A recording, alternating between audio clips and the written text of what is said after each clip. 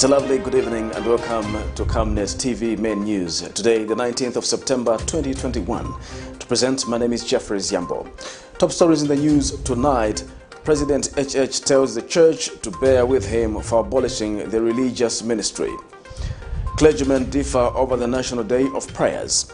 Police told to hunt down criminals as opposed to mounting illegal roadblocks. And in international news, last two escaped Palestinian prisoners captured. And in sports news, Jesse Lingard's late winner haunted West Ham and earned Manchester United a 2-1 victory. The Camnet October Conference is fast approaching. To participate in the forthcoming conference, you're required to book your seat by paying 750 kwacha per person per day. Date 1st and 2nd October 2021.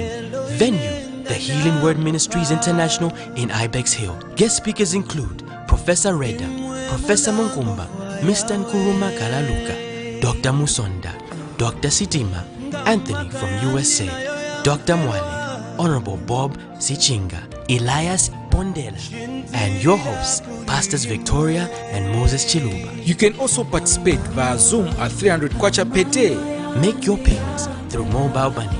For MTN, 096 296 5883. For Airtel, 097 975 3010. Our banking details are 913 000 182 5325. Stanbic Bank, Kablonga branch.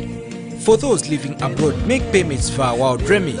The deadline for payments will be 28 September 2021. Any late payment made after 28 September will attract a penalty fee of 200 kwacha per person.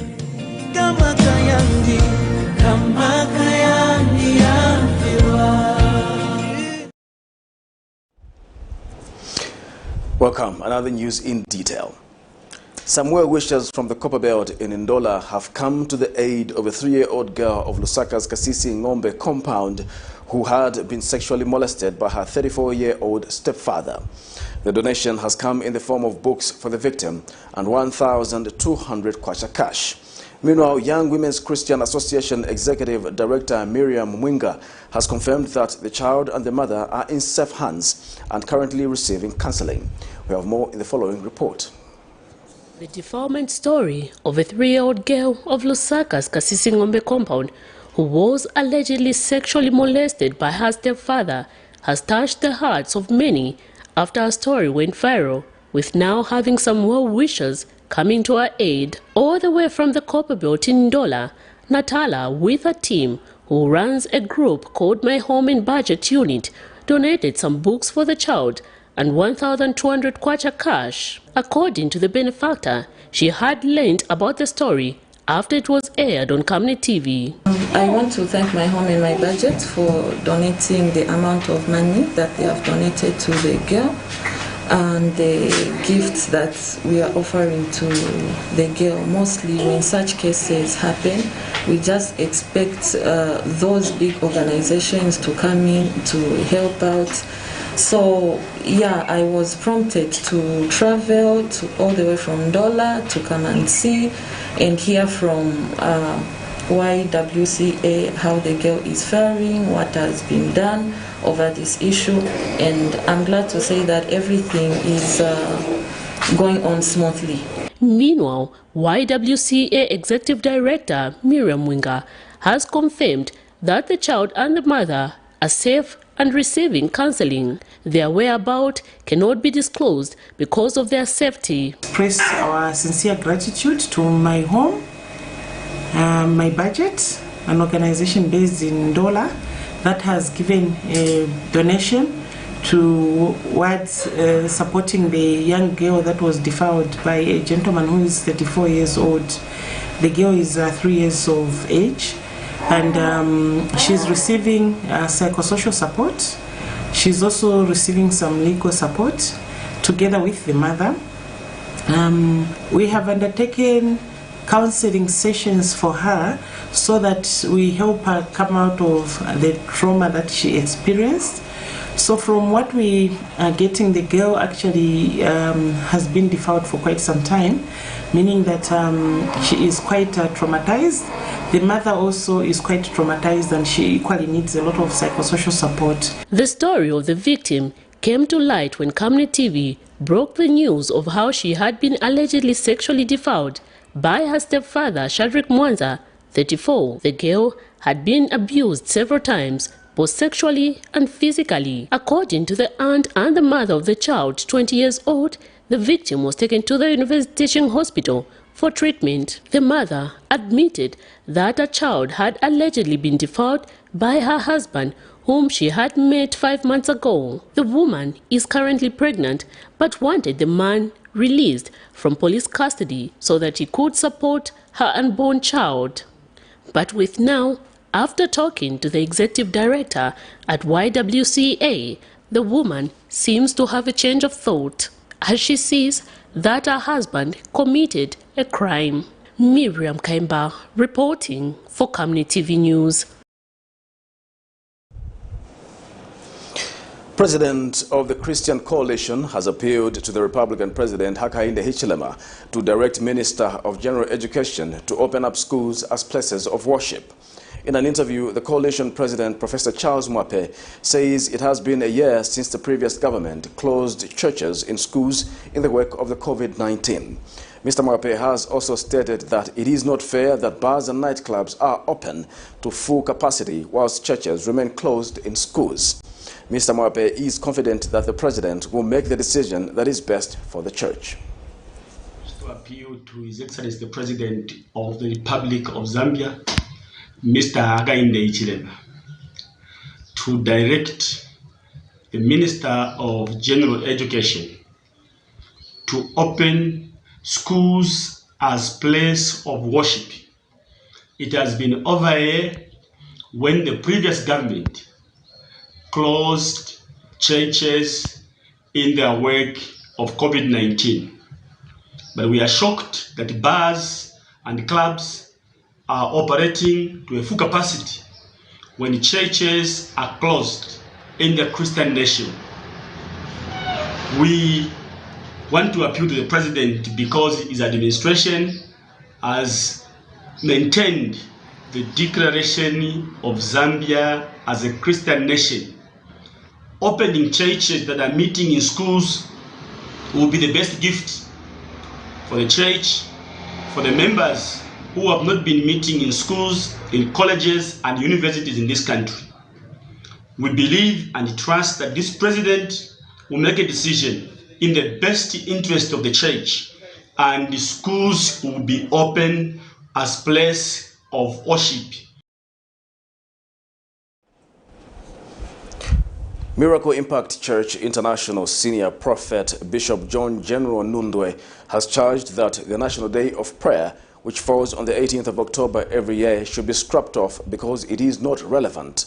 He alleges that the National Day of Prayer was a patriotic front event, and now that they are out of government, it will be difficult to find the people who will manage the activity. Meanwhile, New Congress Party President Pastor Peter Chanda has expressed disappointment by the statement issued by Miracle Impact Ministries overseer Bishop Nundwe, alleging that the National Day of Prayer was a PF gathering. We have more in this report.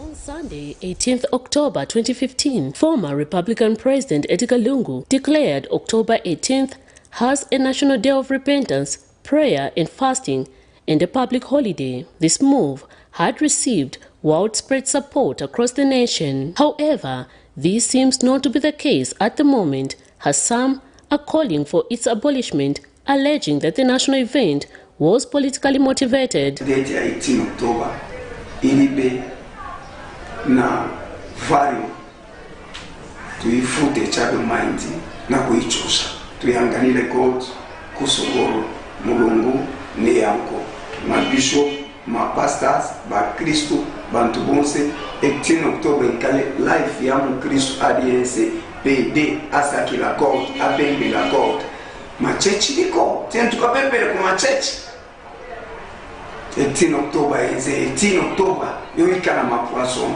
18 October is 18 October yo organize la na vyo ipa baja bamene bayimilira kusogoro kwa mulungu basi bake ni 18 October dede abine kufunikira kunkala owela paziko by 18 October my materials les appelle pas my president et j'ai à Sinoto il est bien vario mais à kuicho ça.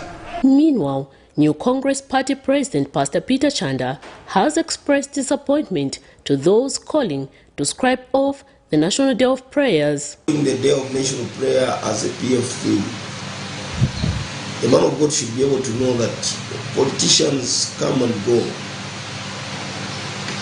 but what you say about the other politician, what you say about a particular political party stands to be a witness before you after many years.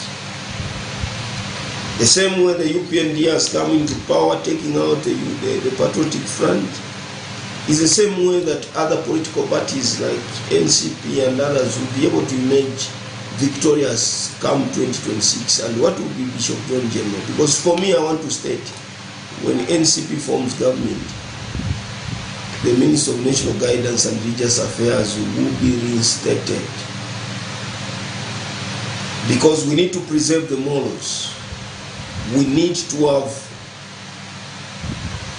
respect to God Almighty, and that respect should be shown even in the representation of our cabinet.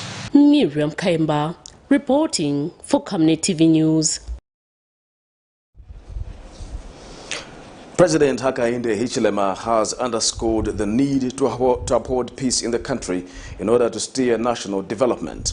The president made the remarks during the Thanksgiving prayers organized by the three church mother bodies at the Anglican Cathedral of the Holy Cross in Lusaka. The prayers, attended by various leaders of political parties, covered a wide range of issues, including the peace that prevailed before, during, and after the elections. And the head of state justified the abolishment of the Ministry of National Guidance and Religious Affairs. We have more in the following report. Coming out of the August 12 general election, which was full of incidences such as political manipulation, violence, and hate speech, among other things, at the end of it all, Zambians came out of the polls strong, demonstrating resilience in upholding democratic principles. And being a Christian nation, the church assembled the nation in a Thanksgiving prayer service for the peaceful elections that were recently held. The prayer service was held at the Anglican Cathedral of the Holy Cross. President Hakainde Hichilema, who officiated the event, says the church will be given its space in national development. In their view of the Ministry of National Guidance and Religious Affairs, your team is realigning ministries to serve this country better. It is not to remove any function. Functions remain, may be restructured, reorganized, and we plead with you to accept, to agree with us. As the English say, the test of the pudding is in the eating. He also emphasized the need to uphold peace. When children are not in school, and those who have completed school have no jobs, to me, and I think to you also, is a clear indication that we are not fully free and we're not in a peaceful environment. The God will help us through. God will carry us that far, even in this aspect of stability and peace. I am always confident myself. And the service was attended by various leaders of political parties who have held the church for reclaiming its position. Well, we are happy that such an event has taken place, because it gives us confidence that we are going somewhere as a country with regard to the unity that we need as a country. It's encouraging to see a number of opposition political leaders coming together, having a prayer event with the president, and this gives us a sense of unity, and it gives us that growth that we need in terms of democracy as a country. I also spoke to British Ambassador to Zambia, Nicholas Huri. It's a service of thanksgiving to thank the nation for a peaceful elections. And I think that, as the President himself and many have said in the weeks since the 12th of August vote, that Zambia has again shown to the world just how strong and mature a democracy it is. And I think all Zambians, whether they voted for the party now in power or they voted for another party in the elections, whatever their political allegiance, they can be proud that Zambia has this tradition that has again been upheld in the recent elections. Patrick Soko, Camnet News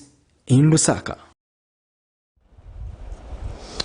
Meanwhile, some opposition political party leaders have described the prayer service as demonstration of unity of purpose. Democratic Party leader Harry Kalaba says what divided Zambians cannot be compared with what strengthened them. And Economic and Equity Party leader Chilufya Tayali says he hopes the former president Edgar Lungu will be part of future national prayer events. The duo spoke to Camnet TV shortly after the prayer service at the Cathedral of the Holy Cross. All of us together, everybody was here. I think that's how it should be. Despite our differences as a people, we remain one Zambia, one nation. As I've always said, our strengths outweigh our weaknesses. What brings us together is much more than what divides us. So, good event it was. I think this event was very good. It was a very good move because indeed we have been praying for peace, and we had that peaceful election and the transition, so it was important that we came here to pray. However, I want to mention that I really wish I had seen my former president, President Edgar Chagwa. I really wished I had seen him there.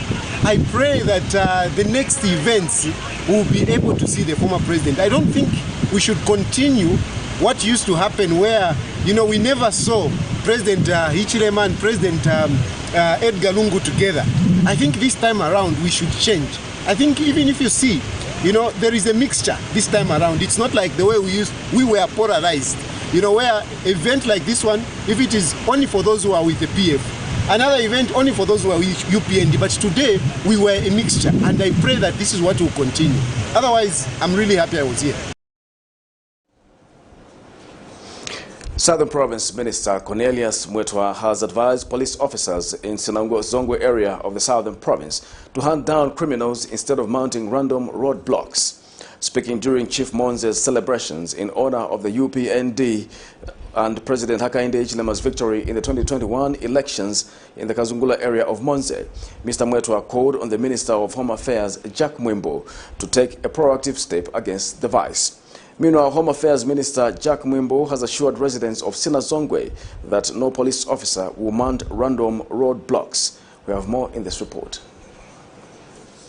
Residents of Sinazongwe in Southern Province will no longer complain about illegal roadblocks being mounted by police officers anymore, after they were given an assurance by Home Affairs Minister Jack Mwimbo that there will be no such thing in the area.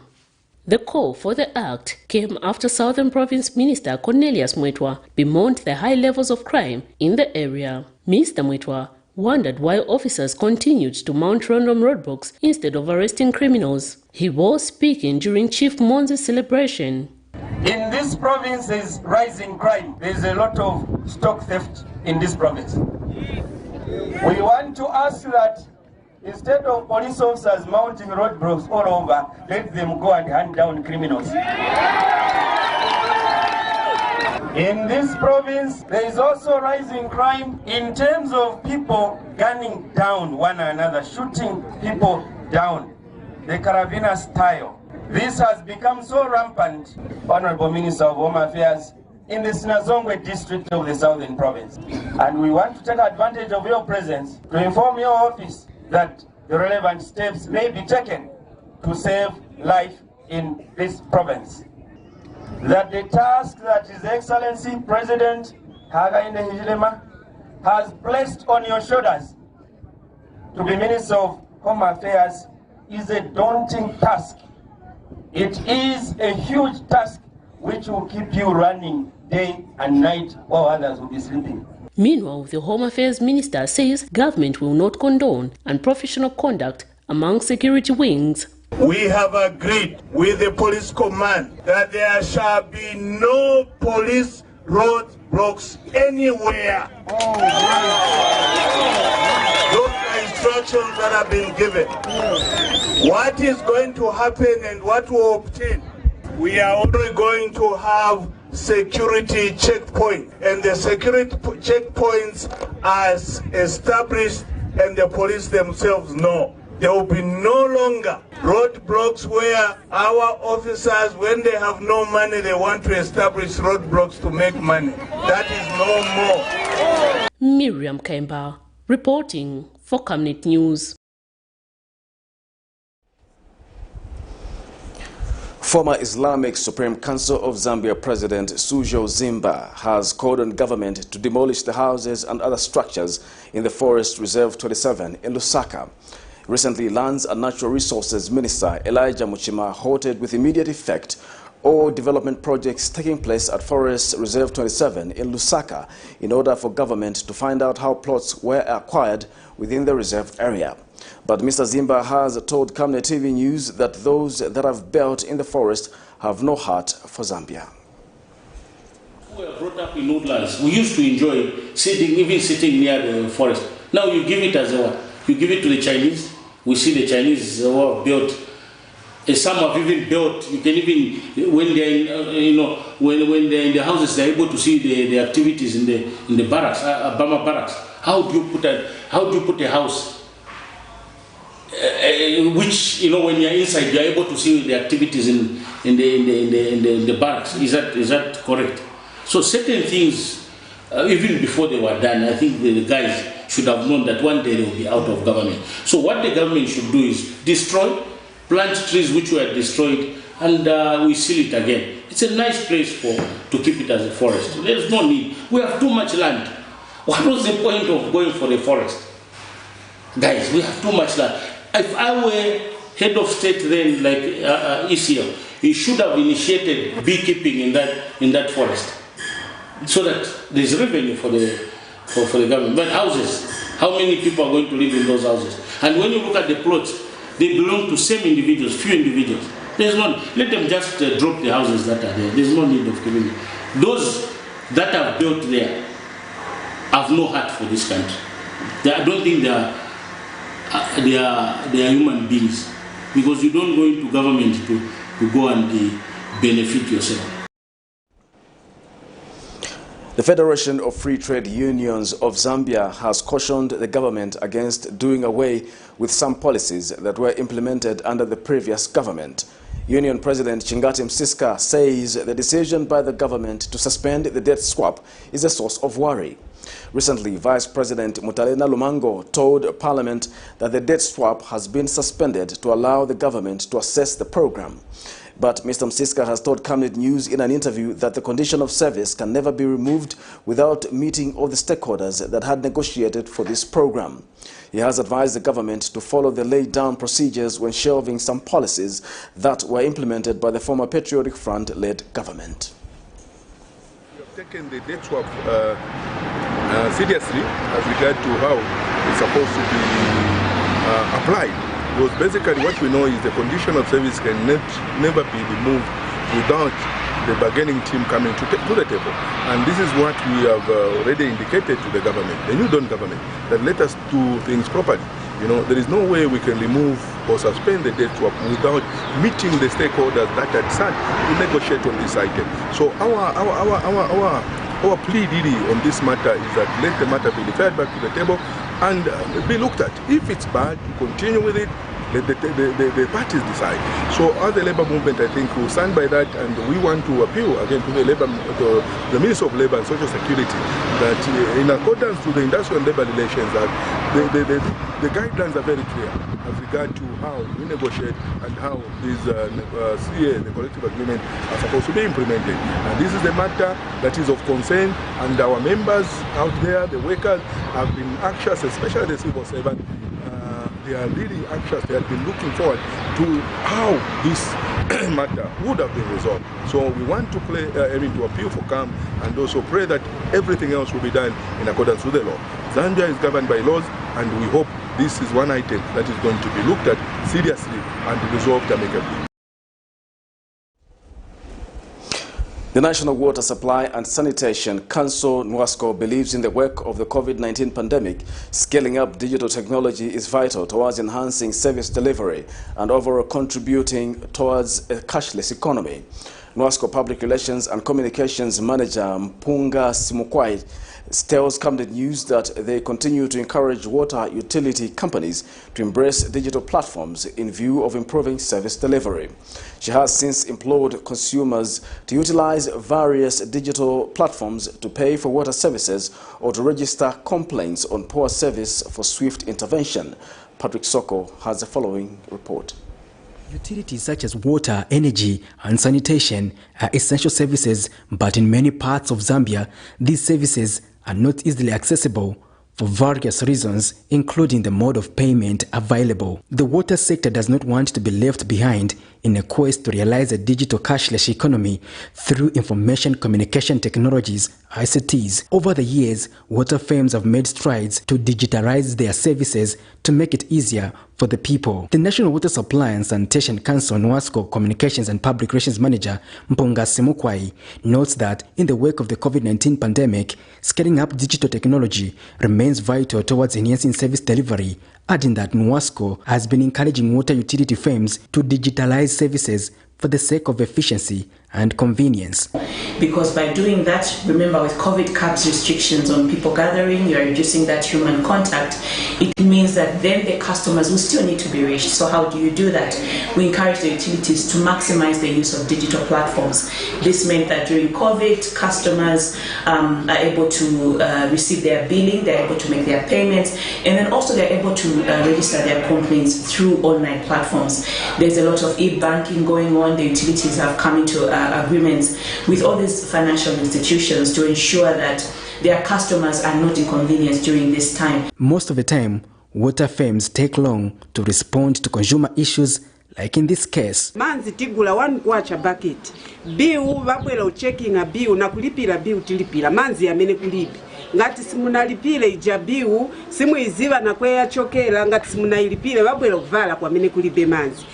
So my WhatsApp allows the consumers a voice on matters of water supply and sanitation, because through that platform a customer is able to see their billing, they know what their consumption has been, and then also a customer is able to lodge in a complaint. So what normally happens is that a customer will lodge in a complaint with a utility. We always encourage that is the starting point. Once they lodge in their complaint with the utility, they are given a reference number, and once they are given a reference number, there are specified time frames within which that complaint must be resolved. If it is not resolved, it automatically escalates to NWASCO and you pick it up, and ours is to ensure that that complaint is resolved within the stipulated time frame. And as the regulator, NWASCO implores consumers to be utilizing digital platforms to resolve matters. She says research and digital services are among priorities in the strategic plan for NWASCO. Strategic plan. And if you look at our theme, we're saying leveraging on enhanced enforcement, information communication and technology, research and development and innovation to efficiently and effectively regulate water supply and sanitation services. So already the digital space is something that we're actively looking into. Issues of research and development is something that Although not everyone can be in a position to use ICT facilities, it must be noted that the future is on the phone, as the need to continue adjusting. Patrick Soko, Camnet News in Lusaka. You're watching Camnet TV and not just another channel. We'll take a break. We'll be back with more news after the break. Your skin is the biggest muscle in your body. That's why we make sure that Oracle is #1 when it comes to taking care of your precious skin. Oracle Pure Petroleum Jelly and Glycerin soothes, moisturizes and keeps your skin perfect. Oracle Pure Petroleum products for that perfect skin.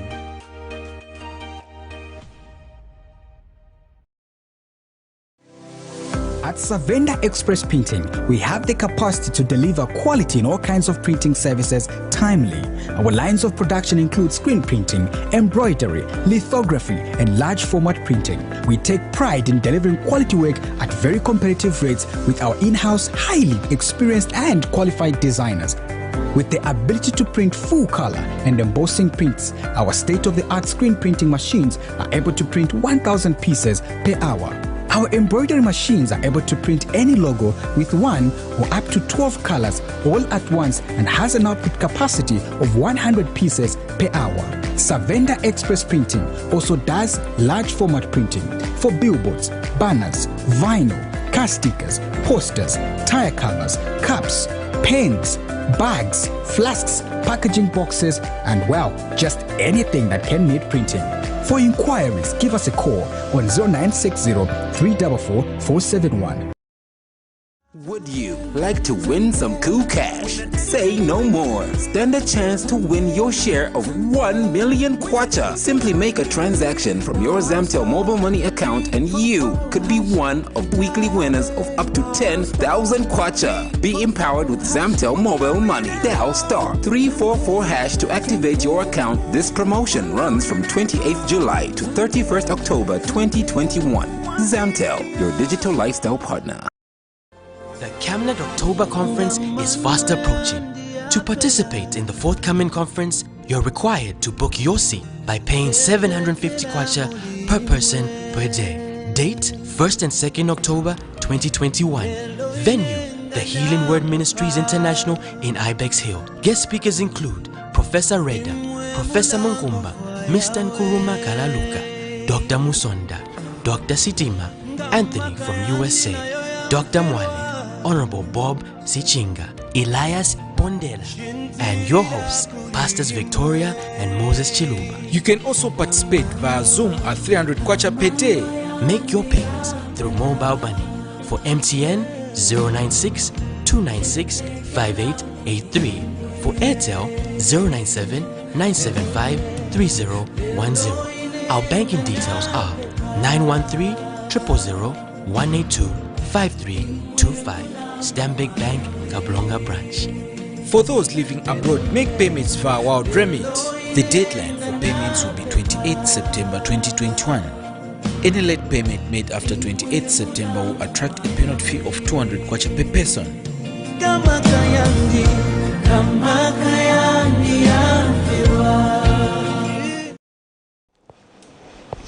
Welcome back. We continue with the news.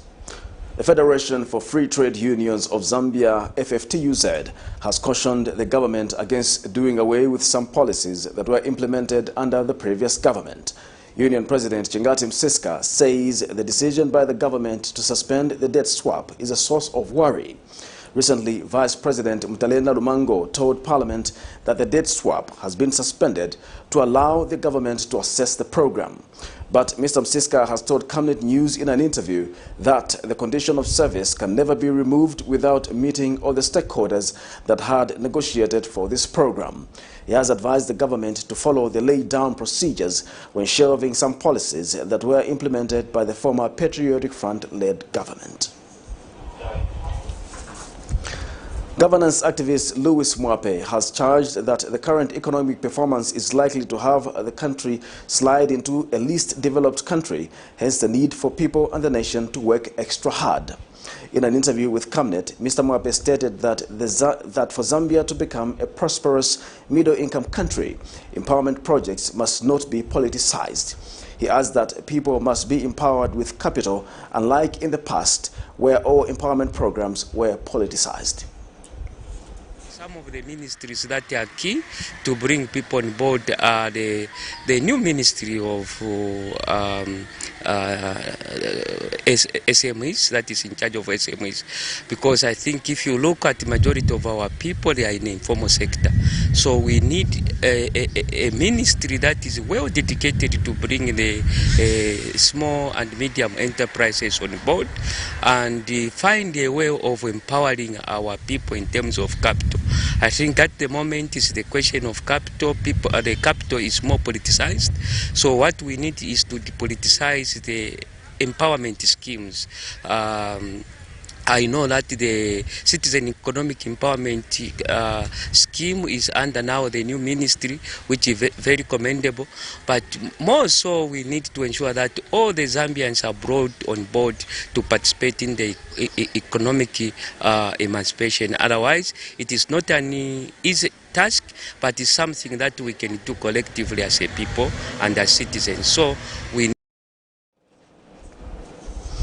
Zambian author Malama Katulwende has charged that the art and culture sector has not received the value that it needs for a long time, despite it contributing greatly to the economic development of the country.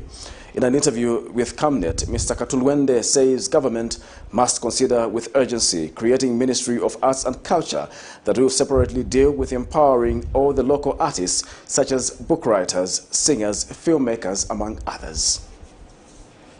The new Dawn government has created new ministries. For instance, there is a ministry for small and medium enterprises.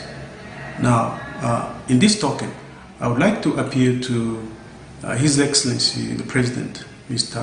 Hakainde Hichilema, to consider very seriously and very urgently the creation of a new ministry to be called, and this is just a proposition, the Ministry of Arts and Culture. The reason for this is that in the past, arts and culture have not been recognized, nor have they received the attention that they deserve as part of tangible assets in the knowledge economy. For the most part, the arts have been neglected because government has not deliberately created a legal framework and a policy guideline to help direct the future of the arts and culture in this country. If we have no legal framework, it means that there cannot be any substantial investment and financing in this sector. The ruling United Party for National Development Alliance spokesperson Leslie Chikuse has expressed concern at the manner at which some opposition political parties have continued to use tribal remarks. In an interview, Mr. Chikuse states that opposition political parties who are fond of uttering tribal remarks must desist from such acts. He reiterates that it is shameful that some political players have continued to go solo by playing dirty politics. Yes, we are concerned that there seems to be another recurrence of tribal remarks being propagated by the opposition Patriotic Front. Our view is that this has come to light because those that propagated tribal remarks ahead of the 2021 elections have gone uninterrogated or have not been arrested, and that there seems to to be no commitment towards arresting people that actually break the law, because according to Section 70 of the Penal Code, Cap 87, it is clear that it is a crime to propagate tribal remarks, and we have seen that our friends have again continued to go ahead by propagating tribal remarks. When you talk about Nakachinda in Eastern Province, when he talks about people wako ni wako, people voting their own people, that is tribal remarks. A disability-based organization has unveiled a campaign dubbed the BSLT Ngwe campaign in a quest to offer support to the girl child by providing free sanitary pads in rural schools. Born Short Living Tall Zambia Executive Director Ntalasha Chisha says for the project to be implemented smoothly, the organization is targeting to raise 10 million kwacha annually. He says the move is aimed at complementing government's efforts in education, water, climate change, health, as well as creating jobs, which is the main agenda for the new Dawn administration under President Hakainde Hichilema. The organization is targeting to raise 10 million kwacha annually. This campaign, nevertheless, endeavors to help complement government's effort in education, water, climate change, health, as well as the job creation agenda, which is the main agenda for the new Dawn administration under President Hakainde Hichilema. Balancing and recognizing the important role of non-governmental organizations in the pursuit of the national vision is key to accelerated development, especially for rural communities. We will as well aim at helping the country in attaining the United Nations Sustainable Development Goals agenda, which calls for action to end poverty, protect the planet, and ensure that by 2030, all people enjoy peace and prosperity. We are aware that very little effort has been done to implement and institutionalize the SDGs as a fulcrum of development. As a result, BSLT will forge partnership with corporate companies, local NGOs, and members of parliament to ensure that the vulnerable in society are empowered. We will also be engaging traditional leaders, the church and national influencers to see how best they can be incorporated in the campaign. This is Camnet TV News. We take another break. We'll be back with international and sports news. In our quest to serve nations and develop Africa, Savenda is investing in the agriculture sector so as to produce supply for both local and international markets, housing over 12,000 pullets that are nurtured and fed with our locally made stock feed that comes from our own locally grown maize and soya beans, all processed from our recently installed milling and mixing plant. Our over 95,000 layers have an output capacity of over 1,500 trays of fresh eggs per day that are carefully selected and packaged for all the leading stores and supermarkets nationwide. Our greenhouses are fitted with the latest irrigation system, and the seedlings are nurtured to ensure only healthy plants reach the fields. With our deliberate planting schedule, we are better placed to supply constantly without interruption, thus reliable. Savenda Farms is also changing lives of its dedicated workforce drawn from the local community and beyond. So the next time you think fresh and green, think Savenda Farms.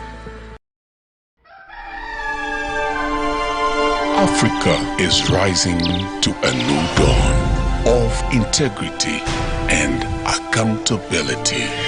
Are you tired of being swindled or buying fake or illegal properties? Would you like to sell or buy genuine property?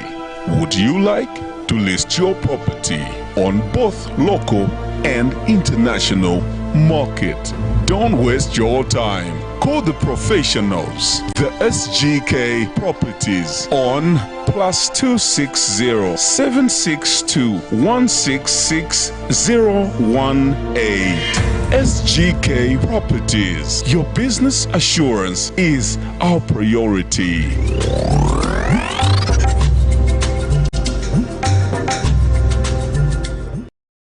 The Camnet October Conference is fast approaching. To participate in the forthcoming conference, you're required to book your seat by paying 750 kwacha per person per day. Date 1st and 2nd October 2021. Venue, the Healing Word Ministries International in Ibex Hill. Guest speakers include Professor Reda, Professor Munkumba, Mr. Nkuruma Kalaluka, Dr. Musonda, Dr. Sitima, Anthony from USA, Dr. Mwale, Honorable Bob Sichinga, Elias Bondela, and your hosts, Pastors Victoria and Moses Chiluba. You can also participate via Zoom at 300 kwacha per day.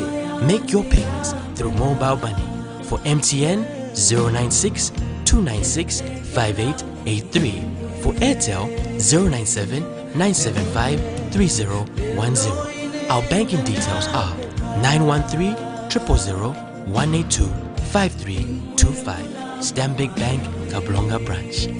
For those living abroad, make payments via Wild Remit. The deadline for payments will be 28 September 2021. Any late payment made after 28 September will attract a penalty fee of 200 kwacha per person.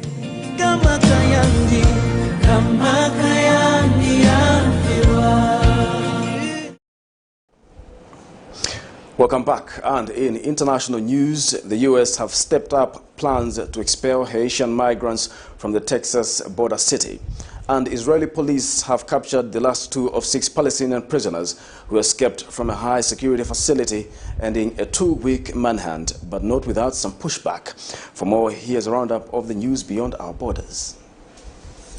There were reports, leaks, that there was a military operation in the offing. According to one of the men themselves who called his father, the building they were in the east of Jenin had been surrounded by the Israeli military and police, and according to his father, they decided to give themselves up to prevent further civilian casualties. They said they'd been threatened that the building would be destroyed if they did not come out. The Israeli military saying both the 2 remaining prisoners and 2 people who had been helping them were all arrested and are now being questioned. There was a statement from the Israeli military saying that there was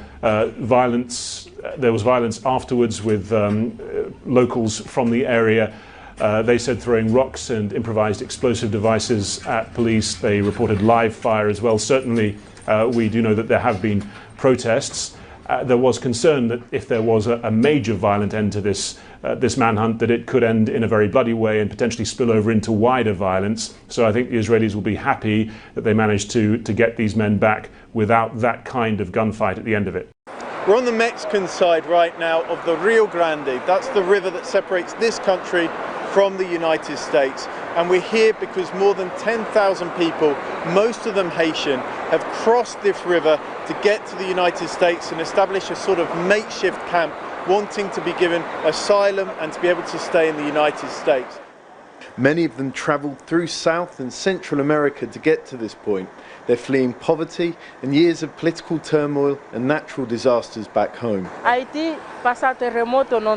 I'm really scared. You know why? Haiti had an earthquake. We were left with nothing. No home, no food, nothing. Almost all my family died. And if we don't go across, where are we going to go? We don't have a home. That's why we're searching for a better future.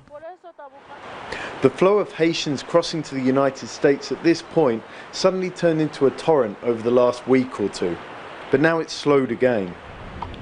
People have heard the plans from the US government to fly many in the camp back home. We're scared that if we cross, they'll just deport us back to Haiti, and it will be worse for us. Those we did see crossing the river were mainly bringing food and water to those on the other side. I asked this man how people were doing on the other side.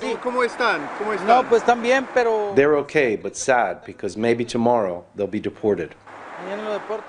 Conditions in the camp are reportedly tough, with not enough food, toilets or water, but we couldn't verify that. Earlier in the day, we tried to enter the camp via the front door in Texas.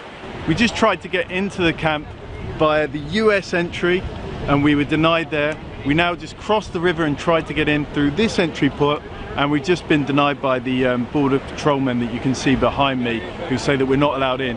Other journalists said the same. The US authorities are blocking the media from talking to those inside. Meanwhile, they're faced with a problem that would test any administration. A makeshift shantytown suddenly springing up on their border with thousands desperate to stay. It's now time for sports news.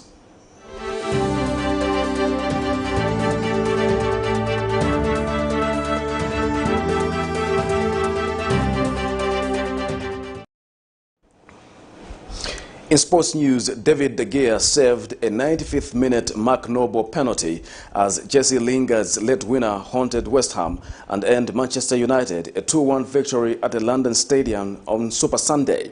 Manchester United looked on course for victory when Lingard, who enjoyed a successful spell on loan in East London last season, which the Hammers were ultimately unable to make permanent, came off the bench and curled a stunning solo goal into the top corner in the final minute of the game. But deep into stoppage time, referee Martin Atkinson was advised to consult the pitchside monitor after VAR spotted a handball by Luke Shaw. The penalty was awarded and taken by Captain Noble, who was brought on to take the penalty. But in a dramatic final twist, the West Ham captain's first touch from the spot drew an inspired save from De Gea. As we come to the end of the news, we take a look at the stories making headlines again. President Hakainde Hichilema tells the church to bear with him for abolishing the Religious Affairs Ministry. Clergymen differ over the National Day of Prayers, And police told to hunt down criminals as opposed to mounting illegal roadblocks. In international news, the last 2 escaped Palestinian prisoners captured. And in sports, Jesse Lingard's late winner haunted West Ham and earned Manchester United a 2-1 victory.